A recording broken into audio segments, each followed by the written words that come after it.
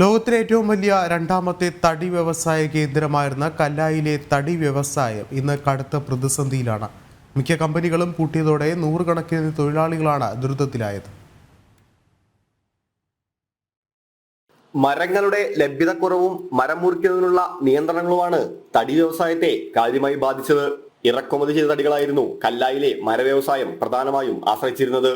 എന്നാൽ ഇറക്കുമതിയിൽ വന്ന നിയന്ത്രണങ്ങളും അധിക ചാർജുകളും തടിമില്ലുകളുടെ പ്രവർത്തനത്തെ കാര്യമായി ബാധിച്ചു. തടികൾക്ക് പകരമായി മര ഉൽപ്പന്നങ്ങൾ ഇറക്കുമതി ചെയ്യുന്നത് വർദ്ധിച്ചതോടെ പ്രതിസന്ധിയുടെ ആഴം വർദ്ധിച്ചു.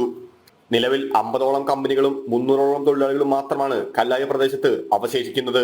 കാലാനുസൃതമായി വ്യവസായത്തിൽ മാറ്റം വരുത്താഞ്ഞതും തിരിച്ചടിയായി. അടിസ്ഥാനപരമായിട്ട് ഇതിൻ്റെ പ്രശ്നം എന്താണെന്ന് പറഞ്ഞാൽ, ഏതൊരു ഇൻഡസ്ട്രിയും നിലനിൽക്കണമെങ്കിൽ അത് കാലത്തിനനുസരിച്ച് നമ്മൾ അപ്ഡേറ്റ് ചെയ്തുകൊണ്ട് പോകണം. അങ്ങനെ ഒരു നവീകരണ പ്രക്രിയ ഈ മേഖലയിൽ ഉണ്ടായില്ല എന്നുള്ളതാണ് എടുത്തു പറയേണ്ട ഒരു സംഗതി. ഇപ്പോൾ സർക്കാരിന് ഇതൊരു കാലാരണപ്പെട്ട ഇൻഡസ്ട്രി ആണെന്നുള്ള ഒരു നിലപാടാണ് സ്വീകരിച്ചു വരുന്നത്. കാരണം വെച്ചാൽ ഈ മേഖലയിൽ ഒരു വലിയ പഠനങ്ങളോ കാര്യങ്ങളോ ഇതുവരെ നടന്നിട്ടില്ല.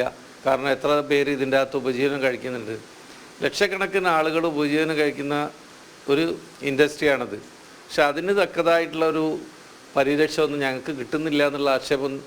പ്രതിസന്ധികൾ തരണം ചെയ്യുന്നതിനായി അന്താരാഷ്ട്ര ഫർണിച്ചർ ഹബ്ബ് കല്ലായിൽ നിർമ്മിക്കുന്നതിന് വേണ്ടി പദ്ധതി രേഖ സർക്കാരിൽ സമർപ്പിച്ച് പ്രതീക്ഷ അർപ്പിച്ചിരിക്കുകയാണ് വ്യവസായികൾ. ജനം, കോഴിക്കോട്.